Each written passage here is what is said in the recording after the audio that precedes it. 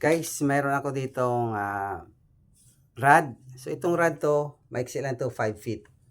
Saka mayroon din ako dito dalawang reels. Yan. So ito ay 4,000 series and ito ay 3,000 series na reels. Yan. So ngayon, ang i-share ko sa inyo ay physics behind sa pag-sling natin ng ating rod. Okay, ano ang physics behind sa pag-cast natin ng ating rod? Okay? So ito may pakita ko sa inyo. Yan, ito. Okay? So ito yung tinatawag na catapult. Yan, yung catapult yung ginagamit dati sa mga ancient times, okay? Na nilalagyan nila ng bato sa dulo and siniswing nila yung arms ng catapult.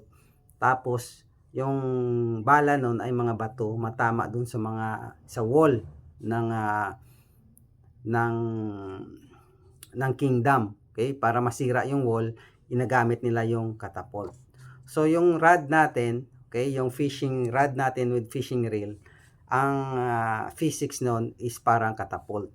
Ayan, catapult. So ito yung sling, okay? Ito yung itsura ng catapult, okay? And drawing ko lang siya, no? Ayan, yun yung concept ng catapult. Ito mayroon sling, okay? And dito mayroong counter weight. Yan. So yung rod natin, okay, mayroon siyang sling. Sa dulo niya ay yung ating lure. And dito naman sa kabilang dulo, yung ating reel, which is yun yung tinatawag na counter weight. Yan. So ito ilagay ko itong rod na 3,000 series dito sa 5 feet ko na rod. Okay, yung reel ko, lagay ko dito sa sugayilang. So ito siyang rod ko sugayilang na 5 feet. So nilagay ko dito yung aking reel na 3,000 series. So kung tingnan nyo, hindi yan siya balance, okay? Yun yung ideal, okay? Ito yung pinaka-ideal na counterweight, okay? Counterweight ng ating rod, okay? Ideal na counterweight. Ayan, oh. So dito dapat ay mabigat and dito dapat ay magaan, okay? Dapat mabigat dito banda. So kung ano mo yun siya, dapat nakaganyan siya. Yan, naka 45 degrees siya. Okay, naka-slant siya 45 degrees. Ayan. So ito yung counterweight and ito yung sa dulo, ito yung ating sling. Okay? So try natin palitan ng 4,000 series. Okay.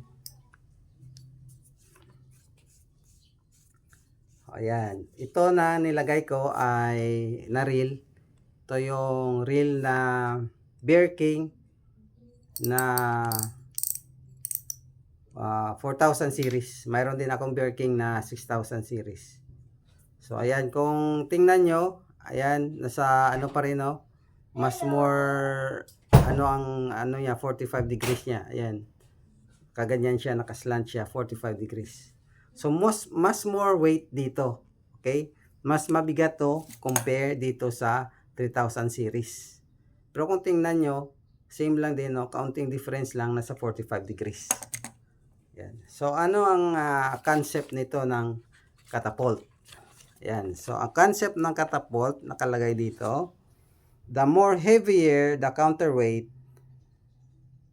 the higher you lift, the more force. Okay? The more ang counterweight, the higher daw ang lift natin and the more force na ma-exert ng ating rod. Okay? So ayan, mas maganda, mas mabigat dito sa ano natin, sa counterweight natin. Mas maganda, mas mabigat sa counterweight natin para mas more force ang malagay natin sa ating sling.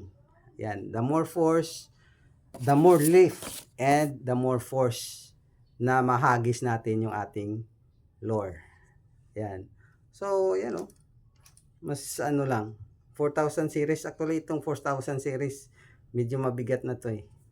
So, tama-tama lang talaga yung 3,000 series dito. Sa 5 feet na sugayi lang. Ayan. So, yung 4,000 series ko, ginagamit ko yun sa 8 feet ko na rod.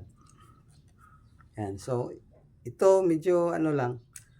Oh, so, with this, no, kaunti, itong 3,000 series, magaan siya compared doon sa 4,000 series.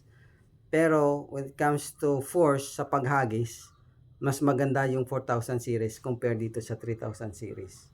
So, probably kaunti lang naman diferensya pag naghagis ka, no? Pero mas okay yung 4,000, mas mabigat kasi sabi dito, the more heavier the counterweight, no? Kung mas mabigat yung counterweight natin, mas higher, no? Mas malakas yung ating pag-lift and mas malakas, mas more force ang ma-exert ng ating rod para mas mahagis natin malayo ang ating lure. So, yan yung concept ng catapult. Same lang din concept ng ating fishing rod. Yan. So, yun yung physics behind sa fishing rod natin. Okay? The more na mabigat yung ating reel, okay, the more mas better, mas malayo ang makakast natin. Okay? Yan siya.